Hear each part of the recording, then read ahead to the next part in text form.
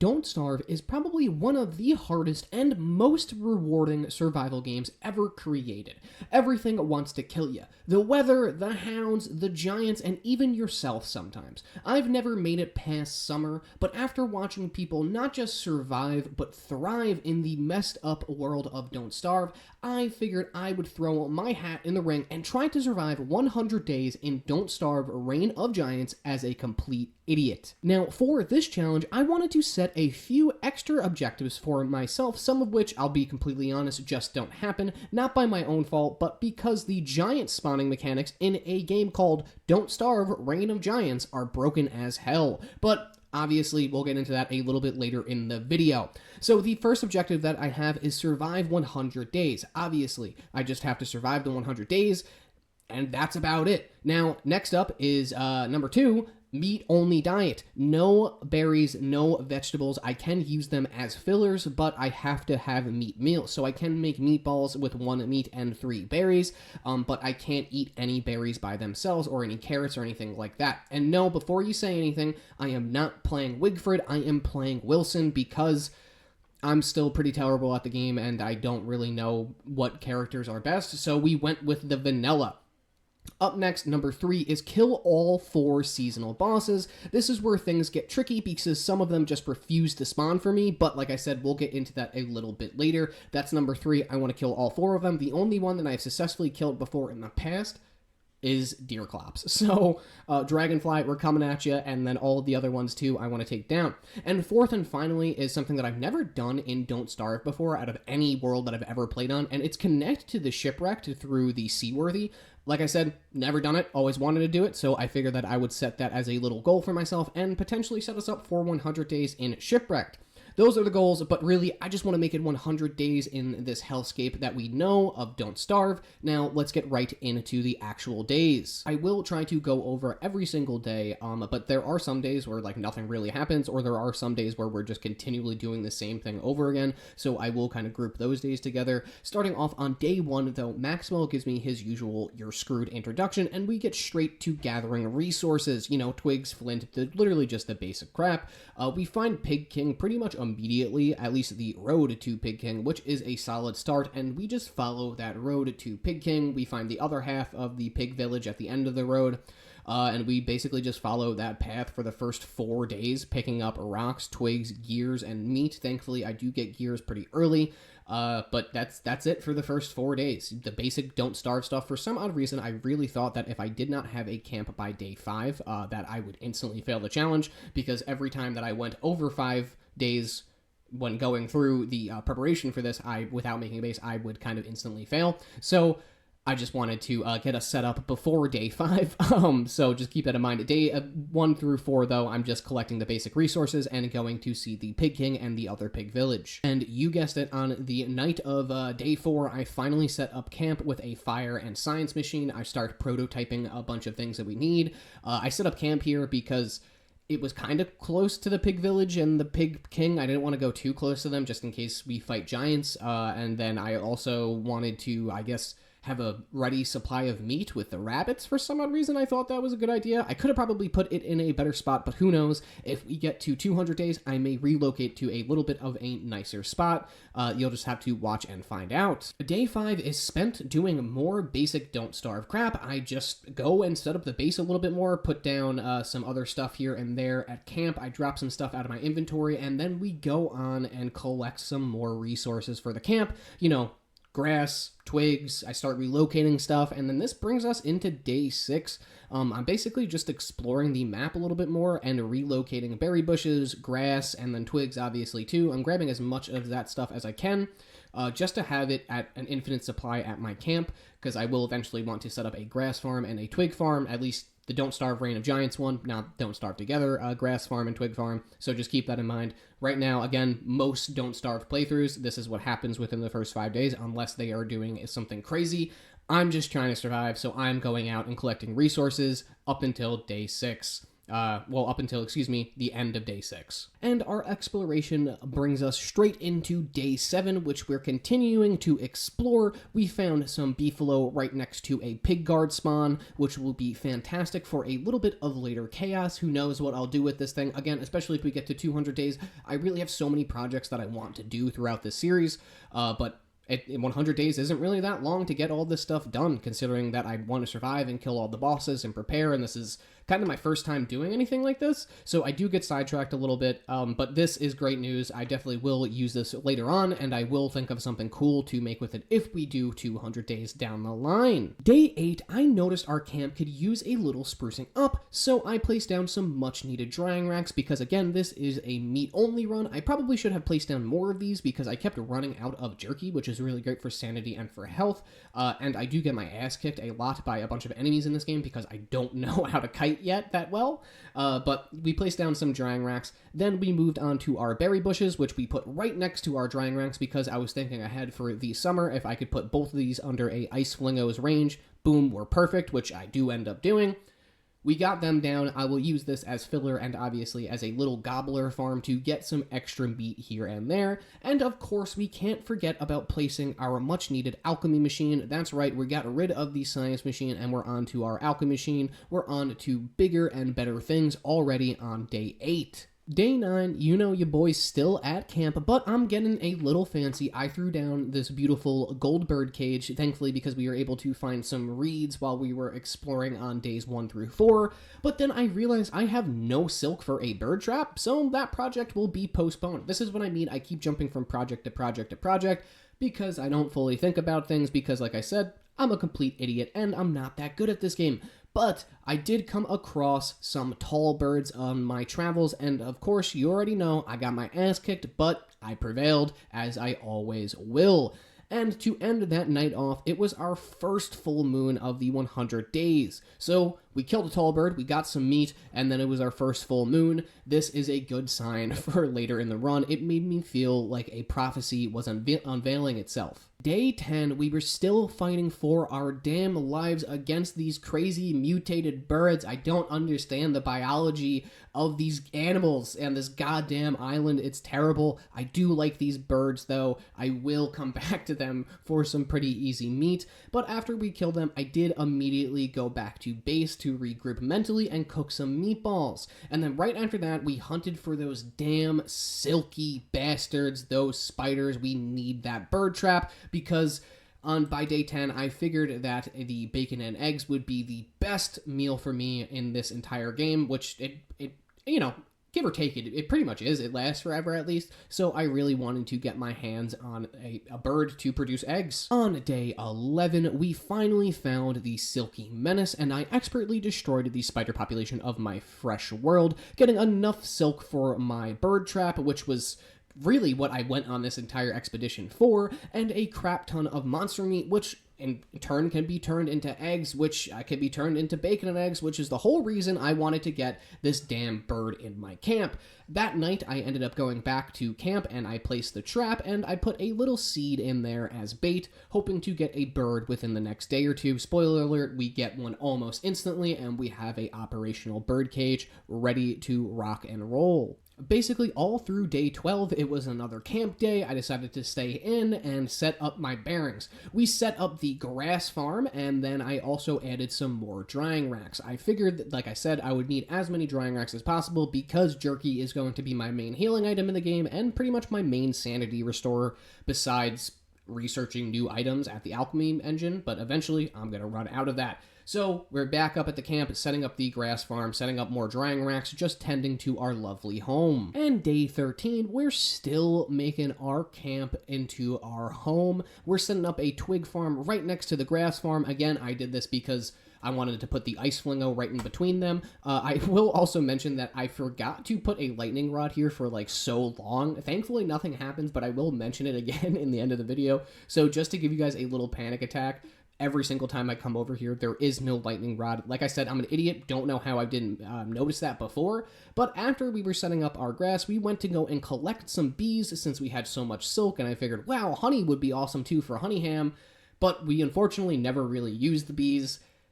I still end up gathering a bunch of them, and I couldn't finish gathering before nightfall, so we just headed back to our camp because the bees were literally right next door to where we were. Again, I could have planned a little bit better. Day 14, we're back at it, capturing these giant mutant bees for our own amusement. We ended up setting 2 beautiful bee boxes close, but not too close to our camp. Nightfall came a little bit too quickly, so that was kind of all that we were able to get done in terms of being outside of the camp. So back to the camp we went, and I ended up setting a little trap up for the gobblers at my berry farm. Basically, you put a berry down, you pick all the bushes, gobblers spawn, and they get attracted to the berry that they can't get, so you're able to kill them and collect the rewards. I was thinking about it more in a pure survival way, not really that I will ever use this too much, just that it will be helpful whenever they do spawn, and if I do want to rely on meatballs, I could solely do it without leaving my camp. And on day 15, since I have a small monkey brain, I wanted to test this bad boy out, and I expertly killed my first of many gobblers out of this 100 days. After that, we went to the small pig village, the one that doesn't have the pig king, which I will use more than I use the pig king village. I don't know why I didn't build this one up a little bit more, but I wanted to get some more wood and also kill some more spiders, so that's basically all I did that day. I killed the gobbler, I went into the woods, I chopped some trees down, and I slaughtered the local wildlife. That's all I've been doing this entire playthrough, is just destroying the environment and killing animals, including giant mutant spiders, which I guess deserve to die because they're giant mutant spiders. Now, I wish I could say day 16 was more exciting, but we basically just spent it chopping down more wood and slashing through spiders. That's basically it. We continue doing what we were doing on day 15. I wanted to get more monster meat, I wanted to get more silk, and I also just wanted to clear out the area of spiders and only have a couple of spider nests so then I could relocate them, and the entire area didn't turn into a Weber hellscape. Now, we basically just did this literally all day. We just slashed spiders, chopped down wood, and we stayed there overnight, just hanging out until day 17. Day 17, I spent making up for a lot of my environmental destruction over the last couple of days by placing down as many pine cones as I could, with them only being there for more future deforestation. And then after a full day of lumberjacking and a full day of replenishing the wood supply in my world, I realized I was running extremely low on cooked food, so we had to scamper on back to camp with my heavy stockpile of wood and a bunch of monster meat that will come in handy once I need to make some beautiful eggs. Day 18, I wanted to go on an adventure, so I spent the day traveling to our pig kingdom, and we set up a very elementary pig farm that I will barely use. Unfortunately, I don't use this thing too much, however, I do use it a few times. Basically, you just make this little squared box, from my understanding, drop down a berry or just some rot in there, close it off with a door, then the pigs will come up to it, they'll get attracted to it, they'll try and pick it up, they won't be able to. You could then feed a couple of them whatever extra meat you have, like monster meat or small jerky, and then you cause a giant pig war and then pick off the winners. Boom, there you go. You have a bunch of meat for very low effort. I also killed some of those damn catcoons that are around the area, not for meat, but because I needed a winter hat, and I thought that the raccoon cap would be the best idea because I am a troglodyte and I don't know the best thing to do in this game, especially this early on. I really was just trying to make it past winter because I never made it past summer before, so this is still all pretty new to me at this point, but I'm trying my best, damn it. At the night of 18, we made it back to camp, so day 19 was basically just another base day. I cooked up some food, I planted more berry bushes before winter came because winter is coming pretty soon, and I wanted to get these down so then I could potentially have one more harvest of berries for filler in the winter in case I got screwed. Again, I was panicking and I wanted to, I guess, make sure that I was okay on all of these, just prepare for the worst, and I ended up not really needing them. However, they do come in handy eventually. And then we made probably one of the best food items in Don't Starve Reign of Giants, the bacon and eggs, because I had that stockpile of monster meat that I just turned into eggs. So day 19 was just a cozy little camp preparation for winter day. I knew winter was on the horizon, so day 20 we ended up wandering out of the camp again because it was our last full day before real winter set in, so I wanted to go ahead and collect some more valuable resources that I know I'll be using and that we can't get more of during winter, or at least we can't use the same ones that we already picked. And I'm already talking about grass and twigs. So we collected them and then dug some up for relocation at my camp. I kind of stocked up because I knew that I wouldn't be able to get too many of them during winter, and I also wouldn't want to explore out and constantly have to pick up resources while out in the winter. I only wanted to focus on winter things, not really resource harvesting. I wanted to go and get ice and then kill McTusk and everything like that. So day 20 was a last-ditch preparation effort to get more resources inside of our inventory and at our camp. I thought I did a pretty great job for prepping for this winter. We have a bunch of grass, we have berry bushes set up as a last-ditch effort, and then we have a bunch of other supplies set up at our camp too. We're stocked on food, we have food farms. I feel pretty confident going into this winter. Day 21 started with a awfully chilly wind that froze us down to our bones because winter is finally here, and we started off the day by being attacked by those damn hounds. So I thought I would kill 2 giant mutated birds with 1 stone, and I brought these puppies, quite literally, over to the Clockwork Knights that I discovered previously on, that I got the gears from. They killed the hounds and I killed them. Not very well though. I'm still working on the whole entire kiting these clockwork things as smoothly as I can. However, though, I just got the hounds to kind of weaken them, and then I just really, I guess, tanked all of the damage that I could from them. But we got a bunch of monster meat. Well, not a bunch. We got a couple pieces of monster meat, and then we also got some more gears, which will be perfect because I need those ice flingos for summer.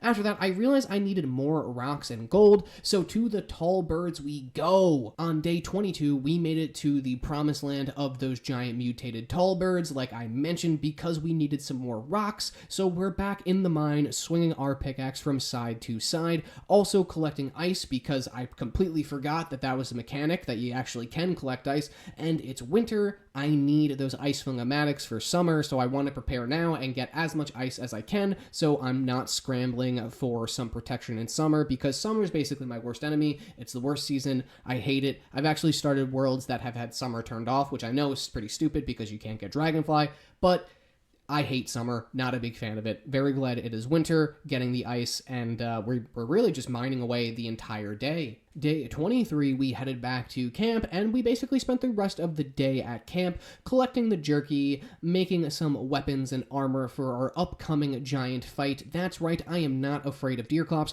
Now, again, I do have a really dumb strategy, and you will cringe when you see me fight him, because I'm like, I could tank all the damage, and I could just pop jerky, because I saw a YouTube short that was like, this is the best way to kill Deerclops. But again, I'm an idiot, and I don't understand how this game works, so I'm trying to prepare for this giant fight that goes okay. You're just going to have to wait and see. I promise you're going to want to stick around for that fight. Day 23, though, was just a straight preparation day for Deerclops because I forgot that he was a thing, and I got nervous, and I forgot when he was going to come, so I panicked a little bit and decided that that was my top priority now. After all of our armor and weapons were prepared for our upcoming Deerclops fight, I remembered that that damn walrus McTusk was a thing, and I decided that that was my next priority because I wanted a walking cane, and even watching this footage, I realized how slow I was walking, and it makes me sick to my stomach. So we spent the entire day looking for a McTusk camp. So again, I know I said I didn't want to explore in the winter, but guess what? We're exploring in the winter. I'm an idiot. I wish that I didn't have to, and I wish that I already had this planned out before. I should have just explored the entire map before I made my base, but you live and learn. That is unfortunately life. But we found a camp by nightfall, so we prepare to kill that fatty McFat in the morning, along with his kids and, of course, his pets too. Day 25 starts off with some intense combat. Penguins spawn in from the water and kill McTusk and his hounds right in front of his own damn child like it was nothing. And, of course, no Tam O'Shanter spawned in and no Tusk dropped, so no walking cane. We will be back for you, you fat bastard. I promise I will not stop killing you until I could get my cane. But in the meantime, I mined some ice and headed on home to wait for McTusk to respawn. I noticed tonight was also a full moon, and I never got Glommer. So Of course, I instantly changed the projection of what I wanted to do, and I needed to go and get Clomber.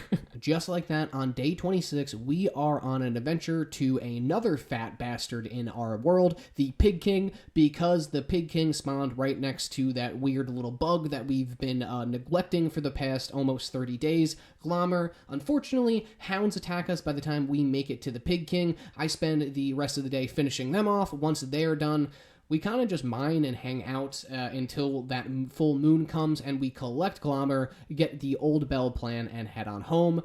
We also have to be very careful because there are werepigs in that little pig village, so I'm kind of tiptoeing around it with Glommer, hoping not to aggro any of those werepigs and get destroyed, because they are pretty tough to fight, and I am terrible at combat at this point, so I will not be able to defeat them. If they come after me, I just have to run, and if they catch me, I'm unfortunately screwed. Day 27, I prep up some food for a nice little adventure. We head on out to the Mac Tusk Camp again, which is kind of far, so I get there at night again. And I somehow find a fucking tusk on the ground. I somehow miss from the first kill, but we still wait for the morning to see if we get the Tam O'Shanter, and we kill him again. But I guess I somehow miss this tusk. I looked back at the video, and I just don't see it dropping at all, so I truthfully have no idea how the fuck this was just on the ground here, but it is what it is. I would have continually killed him enough times to get the tusk anyway, so I guess I was just blinded by my fear of Don't Starve and just missed it. So day 27, we got the tusk to make the walking cane. And bright and early, day 28, we kill a father, his kid, and his dogs in broad daylight for a hat that doesn't drop. Unfortunately, we will not be back here again because all I wanted was the walking cane. Sorry, Tam lovers, maybe I could get it in the 200 days, wink wink, nudge nudge, but after that kill, we just head home to make out our nice little pimp game. I also make a little dog killing area on the little island next to my house, just for any future hound attacks. I will use this sometimes in the future, but most of the time I'm fucking out and about when the hounds come, so this thing is kind of useless. Day 29, I just spend collecting base resources, planting some more, and just hanging out at camp, staying warm, preparing for the Deerclops fight. I'm trying to postpone the inevitable, but it'll come sooner rather than later. Not much else exciting on day 30 either. It's basically more of the same. I just make food, plant berry bushes, and organize my camp a little bit, preparing for the Deerclops fight. Day 31 seems to be a normal day, which is going fine, and then at nighttime, the one, the only, the Deerclops finally shows up, and you know, I had to take him down. Now, it's a little bit sloppy. I promise my other giant kills during this video are definitely a lot better. I thought that somehow I was going to be able to tank Deerclops. However, all the vets out there, you're going to laugh at me. It's a pretty shitty battle. I also was just going to plan on healing with jerky. However, my jerky started to fucking spoil, so it was a terrible fight. You'll see from the footage. It's a bit sloppy, a desperate battle that goes into day 32, but I come out on top barely with a bunch of new meat to hang, and then also Deerclops' eye for the eyebrella. Day 33, I decide to do something a little bit more relaxing, and I head towards our pig tree farm, but more damn hounds attack, so I have to deal with them first. Day 34, we spent chopping and digging with our pig comrades, and at nighttime, I made them fight to the death, and I ate their corpses. Just typical Don't Starve shenanigans. Day 35, you know, we're still tending to the tree farm, we're planting down the pine cones, getting it all pretty for the next round of chopping. Then I head on home to make some more food. And day 36, I find myself in a swamp fighting spiders and collecting bone shards for my eyebrella. Typical day in Don't Starve hell. Spring starts on day 37, and spring means rain, which means eyebrella. Again, I continue my search for bones and find a desert.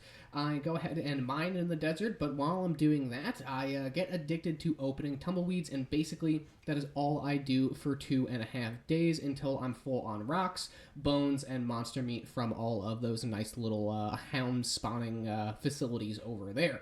So that's basically what I do, and then I head back at the end of day 39 into the nighttime to prepare for another little adventure now that I have my eyebrella. But days 37 through 39, I spent finding the desert and exploring the desert and gambling my pain away with tumbleweeds. Days 40 through 42, I spent preparing for our cave exploration. That's right. And then I also dive into the caves once I am all prepared with some nice food and everything like that. Now, I've never done spelunking before because I am a don't starve noob, like I said, but I am scared shitless. However, I need to be a man and handle some business. I need to find those damn bunnymen, and I need some light bulbs. Thankfully, I find both pretty right off the bat. Day 43, you know we're still in the caves, baby, rocking like we're in the free world. We're just exploring a little bit and collecting enough resources so I don't have to come down here too often. Like I said, I want to make a bunch of new lanterns just so then I don't have to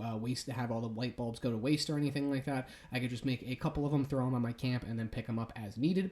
But we also surface on day 43 finally, and like I said, we craft a few lanterns with our newly acquired light bulbs. Thank God I've never missed the sunshine so much in my life. Now, even though I am a complete idiot and I am scared shitless of caving and spelunking, I think I did a pretty great job my first time spelunking in Don't Starve. We got a bunch of light bulbs for lanterns, like I said, and then we also got a bunch of stuff to make bunny houses. But on day 44, for some odd reason, after the caves, we had a single hound spawn.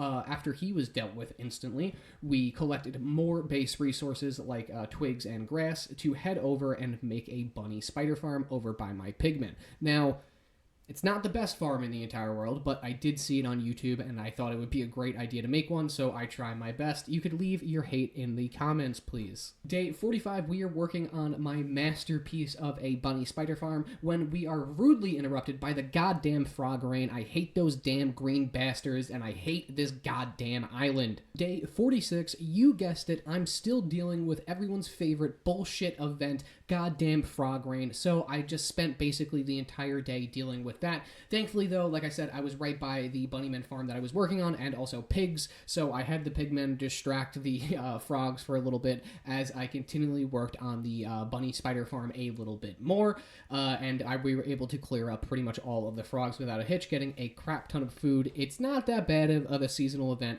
It's just extremely annoying. Thankfully, I wasn't at my camp, though, so I don't have to deal with these goddamn green bastards for the rest of my life. Day 47, we're in for a doozy. Just kidding, I'm still working on this goddamn bunny spider farm. I don't know why I thought this was such a good idea. In theory, it is. I'm just practically an idiot, unfortunately. But I did stop home for some sanity food and some more resources before heading back to the bunny spider farm. Nothing too eventful happened on this day, just more preparation to get this farm done. I promise you, though, it's going to come in handy. The monster meat from it is nice, and I've never built one of these before. I've never had bunnymen before, so I don't know what the hell they're useful for besides this. Day 48, we finally did it. We finally did it. We finished the farm. It has taken us fucking 5 days to get the resources and actually build the farm. I'm sure someone could have done this in 33 seconds, but again, you can laugh at me in the comments. I know it's busted. I will fix it later. I will add more bunnymen, and I promise, it'll be completely fine by the end of this video. Or maybe it won't, and you'll have to catch it in 200 days. But again, I'm having so much fun playing this damn game. I don't care, and I realize that I made a mistake. I'll fix it later, I promise. But day 48, the damn farm is finally done. Only took 5 days. Day 49, I know we spent a long time working on that farm, so I wanted to switch it up and give everyone a little exciting treat. Just kidding, we are at the camp organizing and collecting more resources because we spent so much building that stupid bunny spider farm. But again, I had fun. I'm extremely proud of it. I just collected resources on this day and organized camp a little bit. Day 50, I noticed the old umbrella was looking worse for wear, so I made a repair kit. I also did some summer prep and made an ice flingo. No idea how it really worked, so I had to replace my endothermic fire pit. Go ahead and laugh at me, I deserve it. But then at nighttime, we headed over to check out the bunny spider farm just to check and see how it's producing. I've never made one, but I saw that it was a good idea. Again, throw all the laughter at me in the comments. And with that, we are officially over halfway done with this challenge of 100 days, and it seems like a pretty fitting spot to end the video, considering that my editing software won't let me export a video longer than 30 minutes for some odd reason. I don't know why. I currently have a support ticket out with them, and I'm trying to work through it with them, but it says I'm allowed to export up to an hour. I can't for some odd reason. Don't really know, and I don't want them to charge me any extra money. So right now, I'm just trying to solve it with their support system. It's taking a little bit longer than I would have liked, so I'm just going to cut this video into 2 parts, and then that's a great way to see if you guys are enjoying this new content, so then I could potentially get started on a new 100 days. But don't worry, I will have the part 2 to this video ready basically right away, so if this video does well, I will upload that almost instantly. If it maybe gets like 1,000 views or something like that, I'll post the next one almost instantly. If not, I may wait a little bit until the traction of this video starts to pick up a little bit. But thank you guys for tuning in. I very much appreciate it. Stay tuned for part 2. Like I said, it will probably be up by the time that you are viewing this video. And if not, then check back in 24 hours and we'll see.